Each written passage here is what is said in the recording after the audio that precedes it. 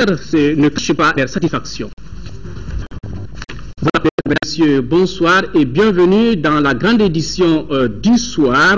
Ouverture ce matin de la 10e session ordinaire de la 4e mandature du Conseil économique, social et culturel. Au cours de cette session, les membres de l'institution échangeront sur les attentes et les besoins des populations.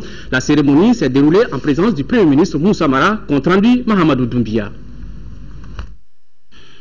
Au cours de cette 10e session ordinaire de la 4e mandature, les membres du Conseil économique, social et culturel discuteront sur les attentes, les besoins des populations tant sur le plan socio-économique que culturel. Cet exercice d'écoute des populations fait suite à des missions envoyées à travers toutes les régions du Mali et à l'extérieur.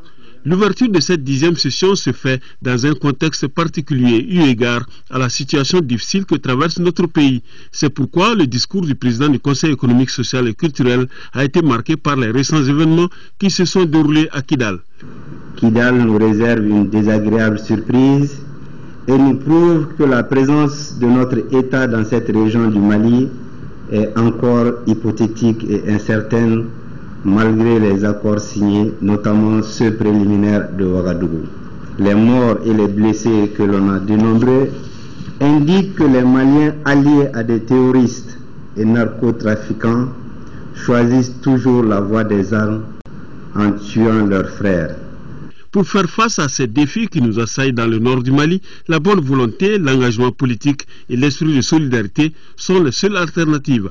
Ne perdons pas de vue aussi que les Maliens savent faire preuve de solidarité et de sacrifice au milieu des épreuves lorsque le cœur de la patrie palpite et les appelle à se relever.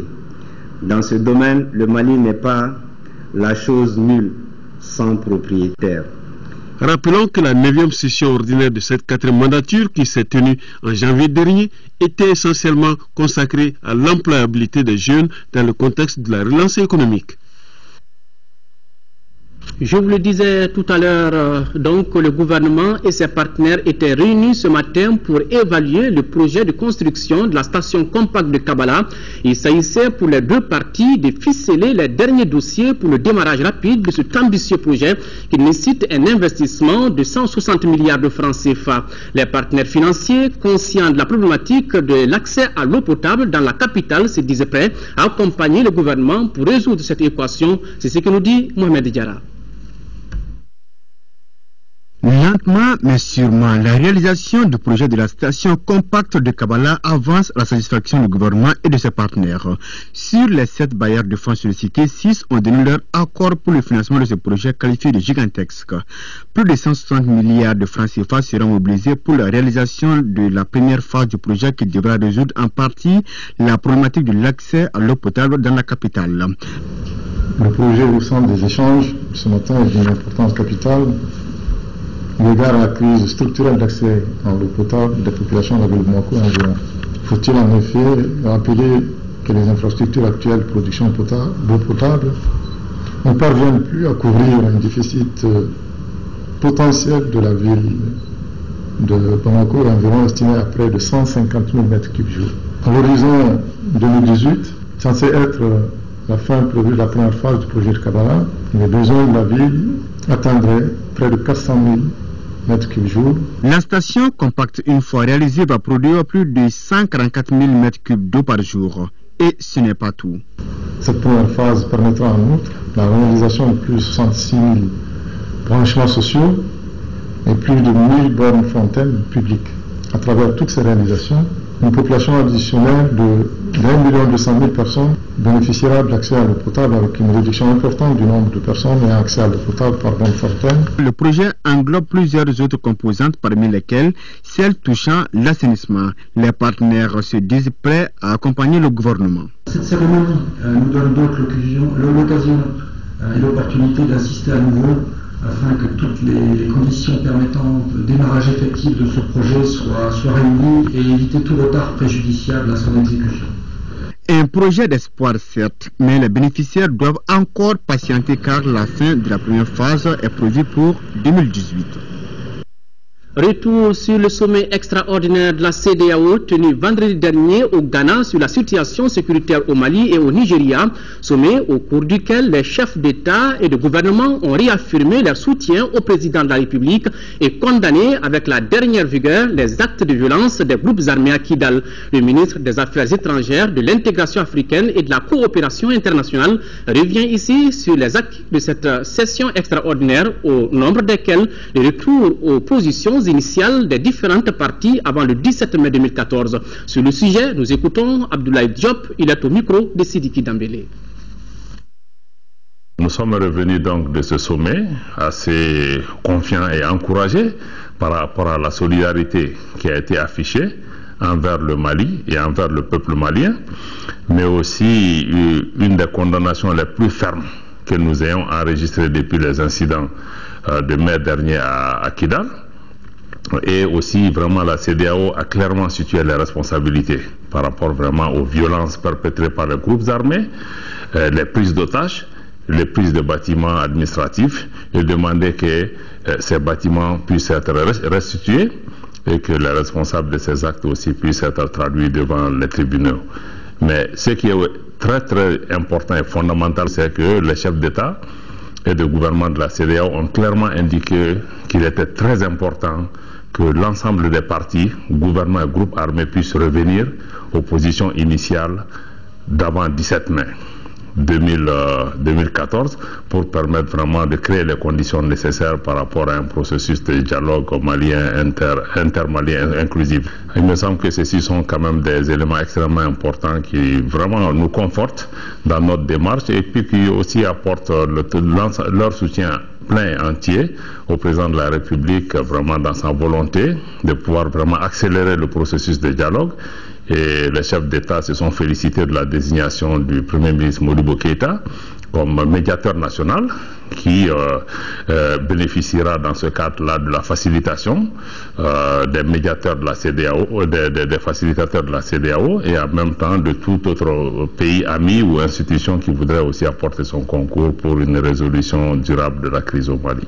Mais ce qui est aussi important, comme vous le savez aussi, dans quelques jours, mi-juin, le Conseil de sécurité des Nations Unies va se pencher sur le cas du Mali et adopter une résolution qui, nous l'espérons, sera une résolution forte pour renouveler le mandat de la MINUSMA et lui doter de moyens conséquents, mais aussi définir des règles d'engagement qui permettent vraiment de mieux répondre aux menaces sur le terrain. Le Conseil de paix et de sécurité de l'Union africaine va aussi pouvoir vraiment se saisir de la question et nous espérons que les discussions d'Accra permettront aussi d'enrichir tout cela. Donc je pense que c'est un sommet dynamique qui intervient à une période charnière et les décisions prises ici vraiment confortent le gouvernement du Mali dans sa démarche de paix et aussi vraiment pour pouvoir vraiment amener l'ensemble des partenaires autour des questions essentielles. Le ministre Diop a également participé à Alger à la rencontre du mouvement des non-alignés qui ont adopté une résolution dans laquelle ils soutiennent le Mali dans son combat pour l'intégrité du territoire et sa laïcité. Le haut représentant du président de la République pour le dialogue inclusif intermalien, Modibo Keïta, était hier à Ouagadougou, au Burkina Faso, où il a rencontré deux mouvements armés signataires de l'accord de Ouagadougou. Modibo Keïta se rendra demain en Mauritanie pour s'entretenir avec deux autres mouvements adhérents à l'accord de Ouagadougou. Il s'agit pour le haut représentant du chef de l'État de prendre contact avec les différents mouvements en vue de leur expliquer sa mission et son rôle, mais aussi leur apporter le message de paix du président de la République. Occasion également de recueillir les suggestions de ses interlocuteurs dans la perspective des futurs pourparlers de paix intermaliens. Et puis l'association Solidarité pour Ménaka condamne avec la dernière rigueur la marche organisée par le MNLA et ses complices qui ne sauraient engager la population de Ménaka. Elle réaffirme son soutien indéfectible à l'armée malienne. Le ministre de l'Enseignement supérieur et de la Recherche scientifique a organisé ce matin une journée de restitution après une visite de terrain qu'il vient d'effectuer au sein de plusieurs structures relevant de son département. L'objectif de cette rencontre était de trouver des solutions aux problèmes identifiés au niveau de cet ordre d'enseignement. C'est ce que nous dit Moussa Fane.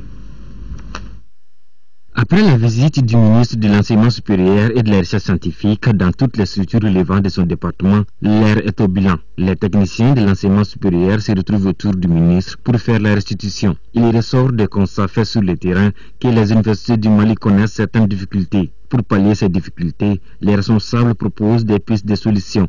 Nous devons aller au-delà des résolutions des bonnes ambitions et des bonnes intentions et dire exactement ce que nous allons faire dans des domaines très concrets. Comment faire en sorte que l'année académique à venir commence le même jour et prenne fin le même jour pour toutes les universités et toutes les facultés. Comment assurer l'encadrement et la formation de façon effective et efficiente. Comment généraliser le système LMD et rehausser le niveau des enseignants. Assurer l'accès à Internet à tous. Lutter contre la corruption. Le ministre Tal a aussi invité ses collaborateurs à s'engager pour la cause de l'école malienne. Selon lui, le devenir du Mali en dépend. Ce qui reste à faire est colossal, mais je suis convaincu que cela reste à notre portée.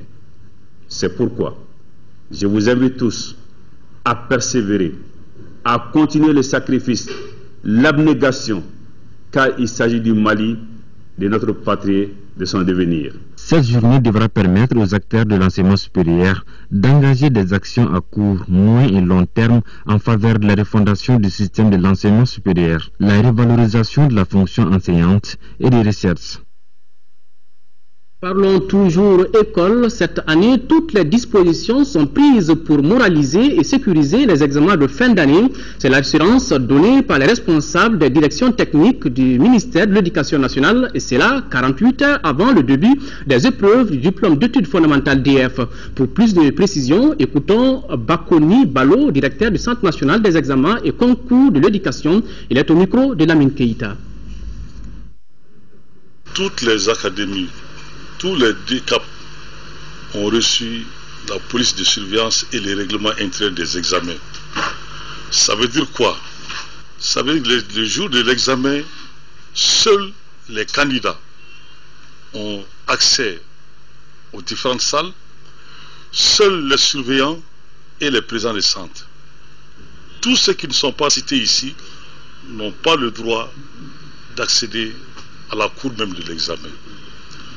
Et d'autres mesures, c'est qu'aux examens, dans la salle, il est formellement interdit de rentrer avec des serviettes, avec ce qu'on appelle des sous-mains, surtout les téléphones portables. C'est formellement interdit. Les présidents de centre le savent, les surveillants le savent. Je reviens encore là-dessus, ne pas permettre à un élève de rentrer en salle avec un téléphone portable. Les calculateurs également qui sont acceptés sont connus. Donc les surveillants, les élèves même le savent. On peut rentrer avec ces calculatrices-là. Au nord, en tout cas, jusqu'au moment où je vous parle, je sais que Gao, Tombouctou, toutes ces régions ont enlevé leurs copies. Et je n'ai pas une réponse contraire à ce qui est déjà prévu. Ça veut dire que les examens auront bel et bien lieu dans ces deux régions-là. À l'invitation de son Excellence M. Abdoulaye Diop, ministre des Affaires étrangères et de la coopération internationale, le ministre de la coopération et de l'action humanitaire du Luxembourg, son Excellence Romain Schender effectuera du 3 au 4 juin 2014 une visite d'amitié et de travail au Mali. Durant son séjour, le ministre de la coopération et de l'action humanitaire du Luxembourg sera reçu en audience par le président de la République, Ibrahim Boubacar Keïta, et le premier ministre Moussa Mara. Le ministre Schender aura également une séance de travail avec le ministre Diop avant de co-présider au ministère des Affaires étrangères les travaux de la 7e session de la commission de partenariat entre la République du Mali et le Grand-Duché de Luxembourg. Le ministre luxembourgeois aura également des entretiens avec d'autres membres du gouvernement. Pour accélérer la mobilisation des engagements de l'État pour la formation professionnelle et son financement, le Haut Conseil des collectivités et ses partenaires vont échanger sur les grands axes du secteur agricole. Ces échanges porteront également sur la pérennisation de ces formations dans notre pays. Mariam Sagara. 80% des actifs du secteur primaire n'ont reçu aucune formation en dehors de l'apprentissage traditionnel, alors que le secteur crée plus de 90% d'emplois. C'est le constat qui sort des études du réseau plaidoyer lobbying et du Bureau de la coopération pour l'Afrique de l'Ouest. Une raison pour le Haut Conseil des collectivités et ses partenaires d'entreprendre des échanges sur la politique nationale de la formation professionnelle. Depuis le démarrage des activités du réseau plaidoyer lobbying en 2003, le partenariat avec le Haut Conseil des collectivités a été un peu plus, si nous osons le dire, exemplaire. À commencer par les ateliers d'échange sur le processus de transfert de compétences, jusqu'au statut du Haut Conseil des collectivités dans l'architecture des institutions au Mali. L'insuffisance d'instruments réglementaires pour le transfert de compétences en matière de formation professionnelle fait que les collectivités territoriales restent limitées dans leur initiative de soutien au renforcement des capacités des acteurs. Il en résulte une quasi-absence de politique régionale et locale de formation professionnelle des acteurs des filières et une limitation des interventions des collectivités qui ne manquent pourtant pas d'initiative en la matière. Cette formation, selon les organisateurs, est un moyen efficace pour soutenir et promouvoir l'économie locale et l'emploi des jeunes et des femmes en milieu rural. La cérémonie de clôture de la première session du Haut Conseil des collectivités au titre de l'année 2014 aura lieu le mardi 3 juin 2014, c'est-à-dire demain, au siège de l'institution sous la haute présidence de l'honorable Oumar Ag Mohamed Ibrahim Aïdara, président de l'institution.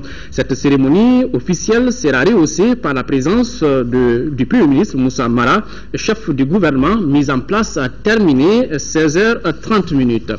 Atelier sous-régional de validation de la revue pour les pairs des stratégies nationales du développement durable au Mali.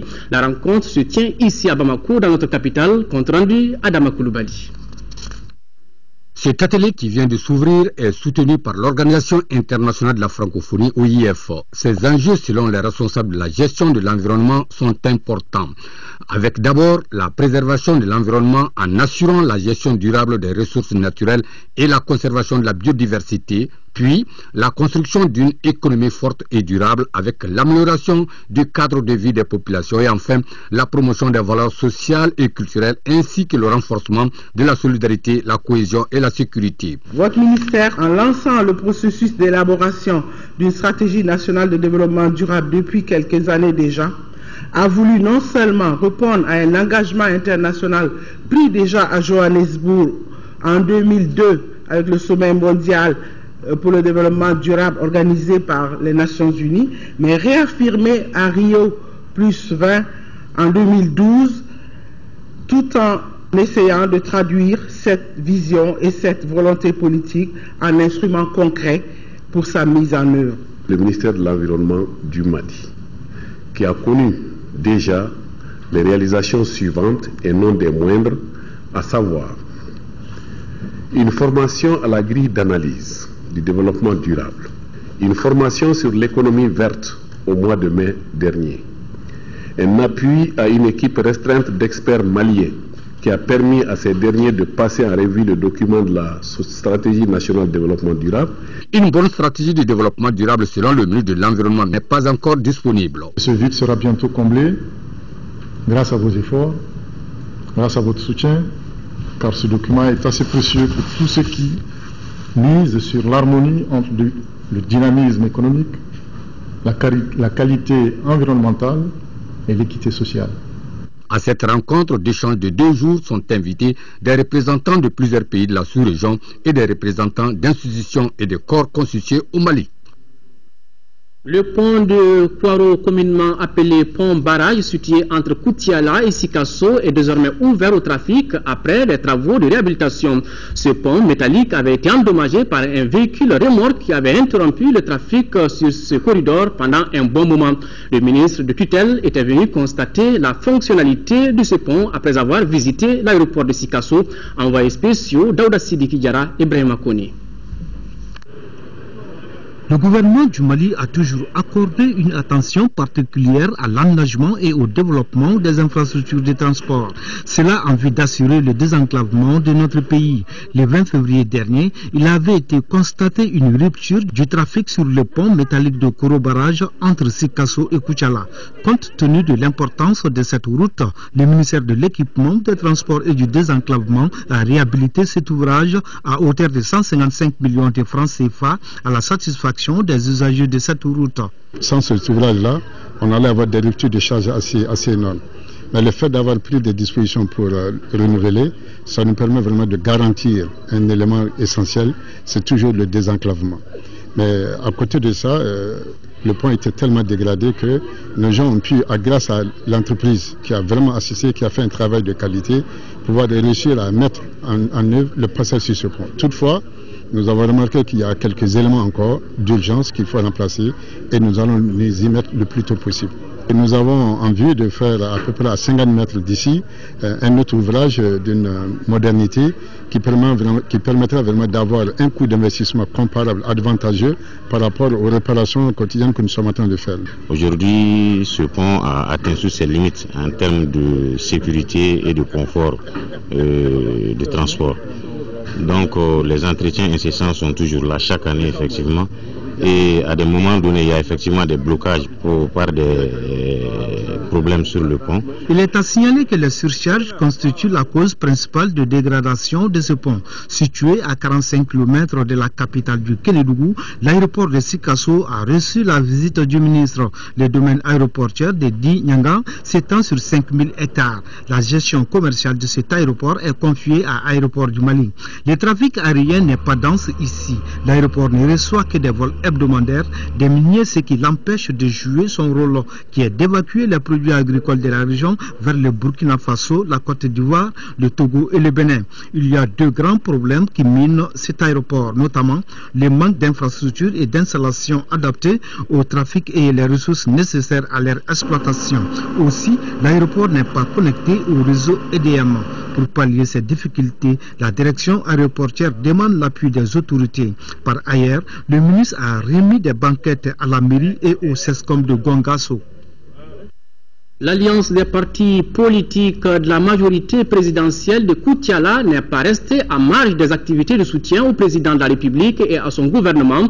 Elle vient d'organiser dans la capitale du Coton Blanc une grande marche de soutien aux autorités du pays par rapport à la situation de Kidal. Au cours de cette sortie, les membres de l'alliance ont demandé au gouvernement et à la communauté internationale de prendre toutes les dispositions pour la libération immédiate de la ville malienne de Kidal. Envoyés spéciaux Adraman Maïga et Sekou Kouyaté. Partis du terrain rouge du quartier La Fiala de Koutiala, les marcheurs ont parcouru environ 3,5 km pour se rendre à la préfecture de Koutiala. Tout au long de ce parcours, ils ont véhiculé des messages de paix et de réconciliation. Ils leur affirment également leur soutien au président de la République, Ibrahim Boubacar Keïta, et à son gouvernement. Les marcheurs condamnent les actes barbares et odieux orchestrés à Kidal lors de la visite du Premier ministre Moussa Mara. La population de Koutiala demande et montre aux yeux de toute la nation que Kidal fait partie du Mali, que le Mali est un et indivisible. On est Koutialais comme on est Kidalois et Maliens. Donc nous, au niveau de Koutiala, nous l'avons compris. C'est pourquoi nous sommes sortis pour soutenir toute la population de Kidal et tout le gouvernement pour que le Mali devienne un et indivisible. En ce qui concerne la situation de Kidal, les membres de la majorité présidentielle invitent le gouvernement et ses partenaires à prendre les dispositions idoines pour la libération de Kidal. Je ne suis pas du tout surpris pour cette initiative heureuse prise pour soutenir notre président de la République, le Premier ministre Moussa Mara et l'ensemble des membres du gouvernement. En attendant des réponses à ces différentes sollicitations, le ministre de l'Artisanat et du Tourisme, Berti Aïssera Bengali, a au nom du gouvernement invité les populations à éviter l'amalgame tout en restant soudés pour défendre l'essentiel, à savoir la libération du Mali du zouk des terroristes et les narcotrafiquants. L'Association malienne de solidarité et de coopération pour le développement avec l'appui financier de l'Association catalane pour la paix vient de faire don de 21 tonnes de céréales et un important lot de matériel de santé à la commune rurale de Boura dans la région de Gao. Elle veut à travers ce geste soutenir les familles vulnérables et appuyer aussi 3 centres de santé de cette commune rurale en matériel de santé. Le coût de cette opération est estimé à environ 11 millions de francs CFA. Bouakar Bablé Touré nous en parle. 21 tonnes de céréales, des matériels de santé composés de lits d'hospitalisation, de lits d'accouchement, des matelas et autres équipements médicaux, c'est le don fait par l'Association malienne de solidarité et de coopération internationale pour le développement à la commune rurale de Boura, cercle d'Ansongo. L'objectif est non seulement d'appuyer les familles vulnérables du village de Tassiga en vivres, mais aussi de renforcer les capacités de 3 centres de santé de la commune pour une meilleure prise en charge des patients. Cette action humanitaire, troisième du genre, est la poursuite de nos actions de solidarité que nous avons engagées depuis janvier 2003 avec nos partenaires français. Financé à hauteur de près de 11 millions de francs CFA, ce geste en faveur de ces centres de santé vient ainsi enlever une grosse épine des pieds de ces agents qui ne disposaient que peu de moyens pour faire face aux cas de maladie et d'accouchement. Au niveau des SESCOM, il faut reconnaître que depuis cette crise, il n'y a pas eu de renouvellement d'aucun matériel. Nous sommes en train de travailler dans des conditions très difficiles. Il faut savoir qu'il n'y a même pas de matériel, mais dessous, il n'y a pas aussi d'éclairage. Permettez-moi de dépeindre la situation de la commune d'Iboura, qui est l'une des 7 communes du cercle d'Ansongo, avec 8 villages et 6 fractions composées de Songoï, Peul et Keltamachek, vivant en parfaite symbiose. La population est estimée à environ 22 992 habitants. Ce don a été possible grâce à l'appui financier de l'Association catalane pour la paix. Orange Mali ne peut pas se permettre de violer la loi. C'est en substance la déclaration du directeur général adjoint de l'opérateur téléphonie au Mali. La direction est montée au créneau pour donner sa version des faits suite aux accusations de l'autorité de régulation des télécommunications. Alou Séni Touré, compte rendu. Suite aux sanctions proférées par l'autorité de régulation des télécommunications TIC et Poste, Orange Mali sort de sa réserve pour apporter des éclaircissements. Il ne s'agit point pour l'entreprise de défier une quelconque décision de l'État malien à travers l'autorité de régulation. La poursuite des activités d'Orange dans le secteur incriminé se fonde sur des arguments de droit. Concernant la commercialisation de Douba, l'approbation de Douba est effective et résulte de l'abstention du régulateur pendant un délai d'1 mois tel que le prévoit la loi. Le régulateur dispose d'un délai fermé de 30 jours du pouvoir de s'opposer de manière motivée à leur commercialisation. Sans réponse du régulateur au bout de ce délai de 30 jours, l'offre commerciale est approuvée telle que présentée. Il est utile de rappeler qu'Orange Mali dispose, sur décision de l'État du Mali, d'une licence globale reposant sur le principe de la neutralité technologique. L'opérateur choisit librement le support technologique à partir duquel il fournit ses services. Cette information est d'autant plus fondée que le service commercial proposé et lancé par Orange Mali en décembre, sous la dénomination commerciale Flybox, a été formellement approuvé par le régulateur postérieurement à l'offre Douba. Et la Flybox, ce n'est rien d'autre que Douba auquel on a ajouté l'Internet. En conséquence, l'opérateur s'est dit décidé à faire valoir ses arguments juridiques lui permettant d'exercer son activité dès lors que le régulateur n'a pas contesté sa démarche sous 30 jours francs. Selon le DGA, la correspondance de l'AMRTP n'a été envoyée que 33 jours plus tard. Orange Mali se défend toutefois de verser dans la polémique en attendant la décision de la Cour suprême, décision à laquelle elle se plierait volontiers. La communauté chrétienne de Mandiakoui, cercle de Tominia, a célébré samedi dernier la fête de la visitation de la Vierge Marie. La cérémonie qui s'est déroulée en présence du ministre des Affaires religieuses et du culte a été marquée par des activités de prière et de prêche pour la paix et la réconciliation au Mali. Kandesila. Fête traditionnelle et religieuse, le 31 mai, communément appelée fête de la visitation de la Vierge Marie, a été initiée par les tout premiers missionnaires arrivés à Mandiakoui en 1924. Chaque année, la communauté chrétienne de Mandiakoui fête l'événement. Pour la célébration de cette année, l'hôte du jour, parrain de la cérémonie, est le ministre des Affaires religieuses et du culte. Un événement de communion et d'imploration de Dieu à l'approche de l'hivernage. En y venant, le président de la République, El Hadji Ibrahim Boubacar Keïta, me charge d'apporter permanemment ce message qu'aucune communauté, quel que soit le choix de sa confession, ne doit se considérer comme oubliée ou marginalisée parce que la République du Mali est laïque dans sa constitution et dans son histoire. C'est une nation plurielle, mais soudée par un même idéal. Manifestation folklorique, célébration de la mèche, prière, mais également des rencontres et des visites de courtoisie aux chefs coutumiers et notabilités ont constitué l'agenda du ministre au cours de la journée. Il est bon que la solidarité, la fraternité, le vivre ensemble, le vivre mieux ensemble, soient toujours des messages portés par les responsables des cultes. Notons que l'église catholique de Mandiakoui a été réalisée en 1958. Les premiers missionnaires furent le père Bernard Versperen et le frère MS dit Gratien. La 116e session du conseil d'administration de la BNDA s'est tenue à Paris mardi dernier. On note une augmentation du nombre de clients et un accroissement du financement accordé à l'économie malienne par la banque. L'exercice 2013 affiche un résultat net de plus de 5 milliards de francs CFA. Commentaire Mohamed Ould-Mamouni. Malgré la crise, la Banque verte du Mali garde ses indicateurs au vert. Avec l'ouverture de ces nouvelles agences, la BNDA a accueilli plus de 19 000 nouveaux clients en 2013. Elle a également injecté plus de 274 milliards de francs CFA dans le financement de l'économie malienne.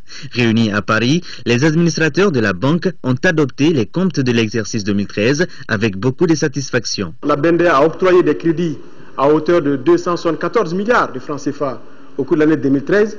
En progression de 14%. Au même moment, la banque a collecté des dépôts pour 171 milliards de francs CFA, soit une augmentation de 12%.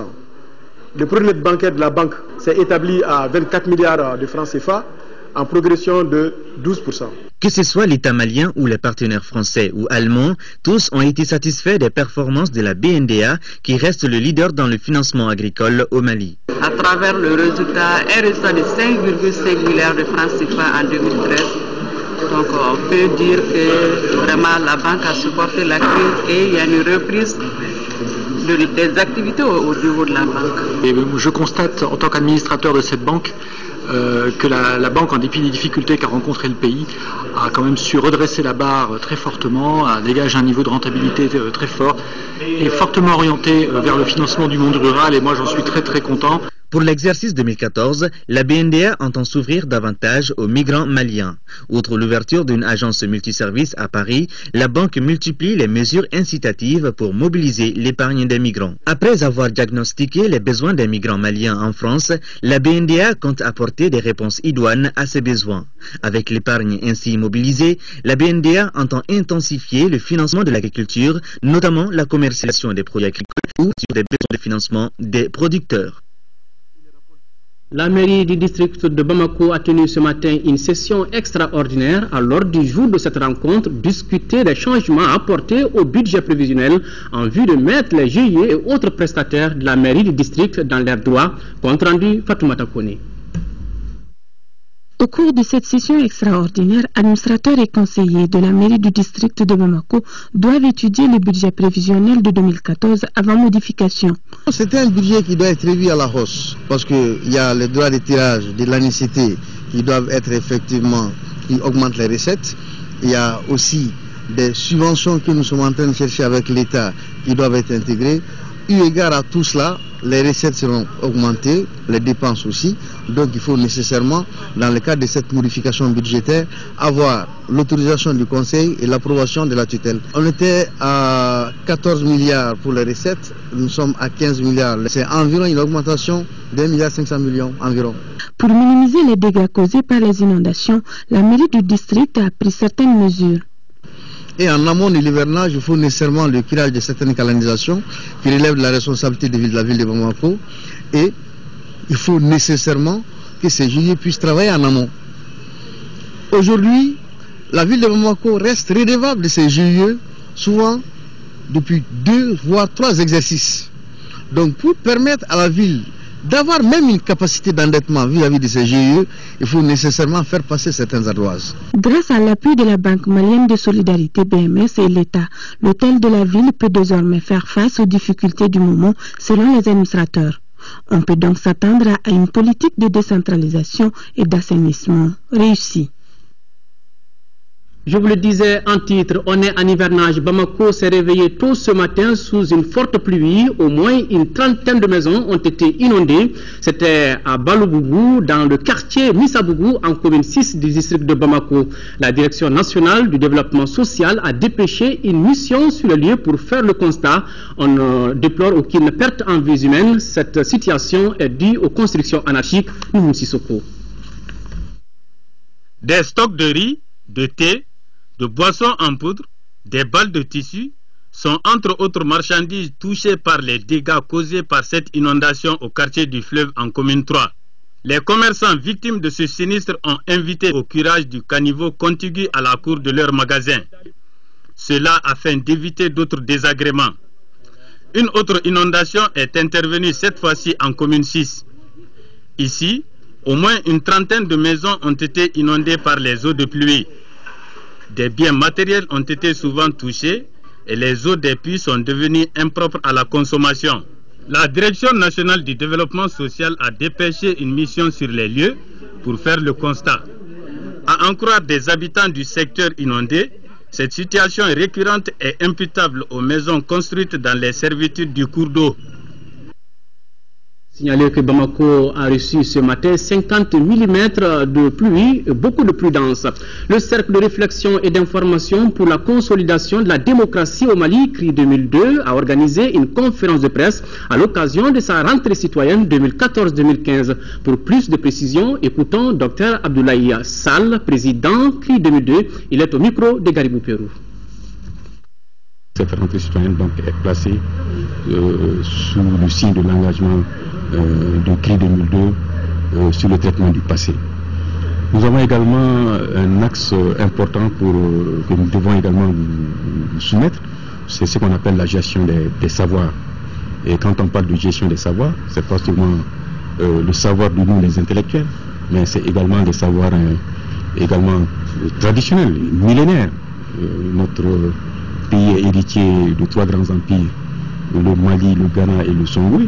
C'est-à-dire qu'il faut que nous arrivions à mettre la gestion, n'est-ce pas, de nos conflits sur ces 2 pieds, le pied de la tradition et le pied de la modernité.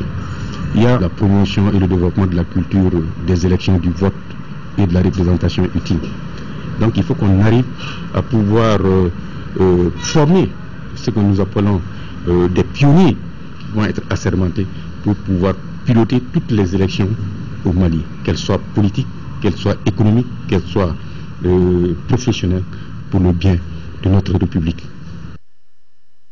L'école creusée de la citoyenneté. La première école de Fana a été baptisée groupe scolaire Badiam Diakité, premier directeur de l'établissement de 1937 à 1939. C'était en présence des autorités politiques, administratives, élèves et parents, envoyés spéciaux Laurent Diakité et Aliou Touré.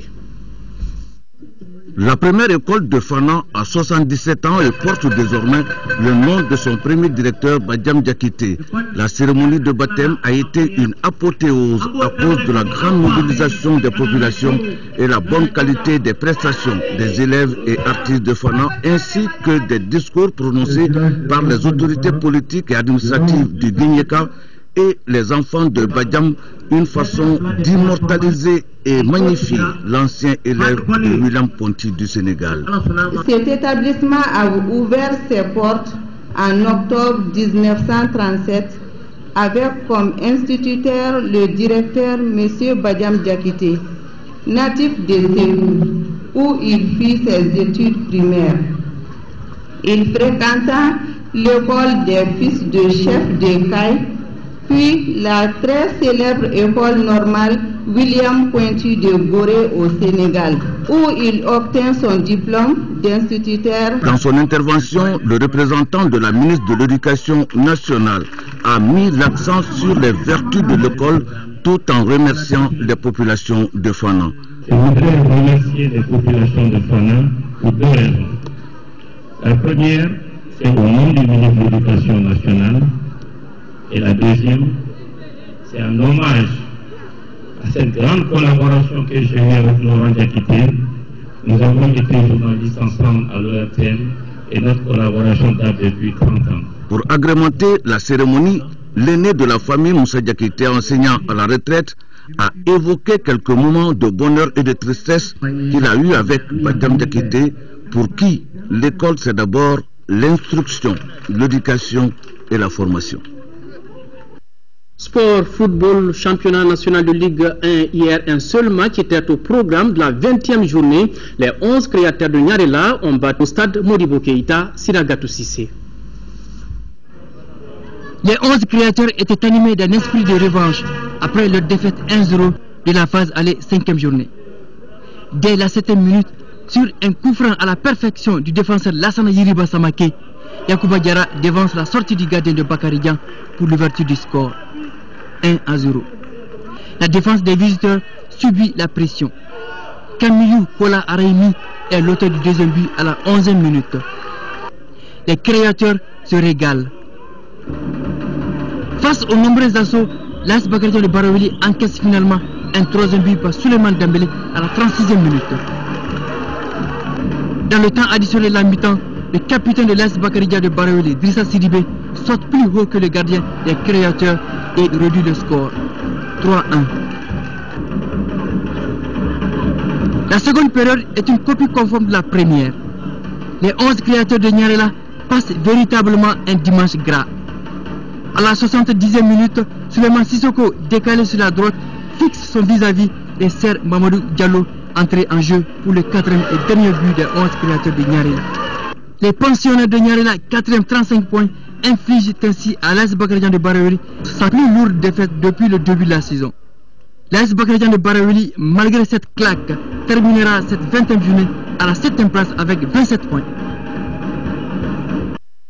Ce qui donne certainement la santé. Chronique santé aujourd'hui à Djema, où l'État malien est en train d'investir des centaines de millions de francs CFA pour construire un nouveau centre de santé de référence. C'est pour remplacer l'ancien centre qui montre des signes de vieillesse. Avec les pluies qui s'installent, le personnel du centre a du mal à travailler normalement. Le reportage de notre envoyé spécial, Kessira Emmanuel Dambélé.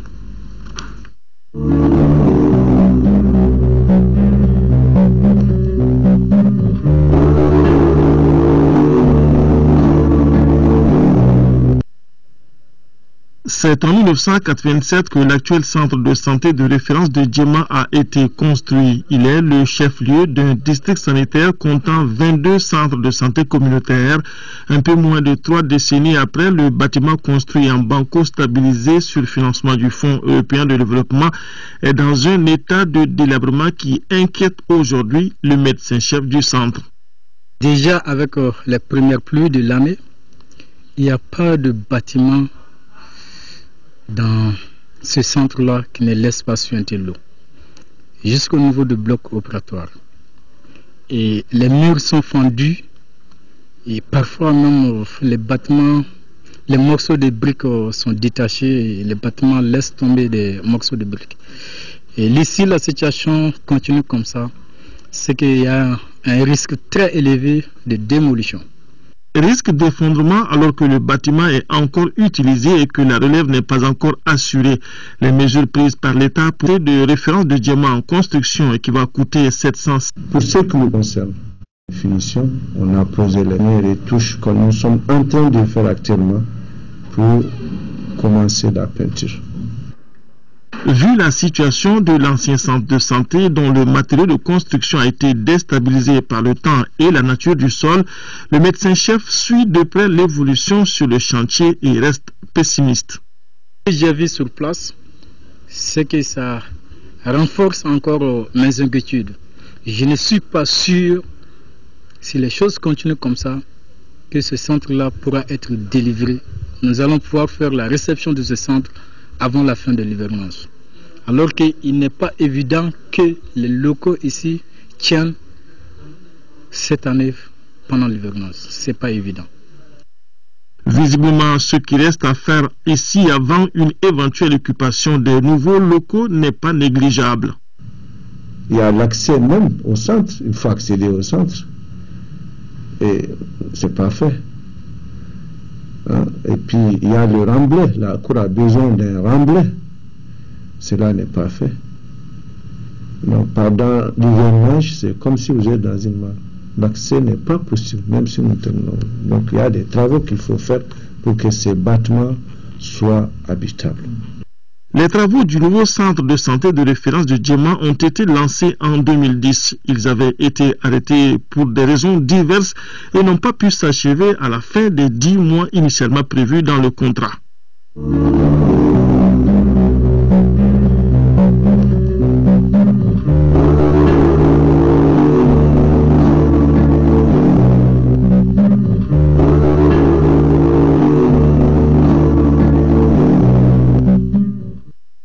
Focus Santé, une réalisation de Kessira Emmanuel Dambélé. Voilà, c'est la fin de ce journal. Merci de votre aimable attention.